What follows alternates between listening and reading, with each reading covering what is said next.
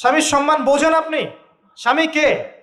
যার ব্যাপারে নবী সাল্লাল্লাহু আলাইহি ওয়াসাল্লাম বলেছেন, আমি যদি আল্লাহ ছাড়া অন্য কাউকে সেজদা করতে বলতাম, তাহলে মেয়েদেরকে বলতাম তারা যেন স্বামীদেরকে সেজদা করে। আপনাকে আমি কিভাবে বুঝাবো স্বামী কে, স্বামীর মর্যাদা কোথায়?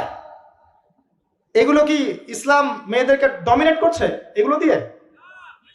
কেন? এই স্বামী আপনার জন্য সারাটা জীবন ক্ষয় করে ফেলে।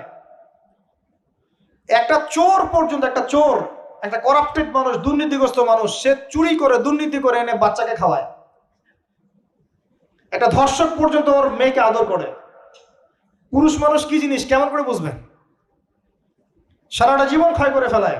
যদি আপনি তার আনুগত্য করেন, তার সামনে সুন্দর মতো থাকেন, তার কথার সাথে তর্ক না করেন, ভালোবাসা দিয়ে থাকেন, আপনার জন্য সে জীবন দিতে প্রস্তুত থাকবে। এরকম পুরুষ মানুষ।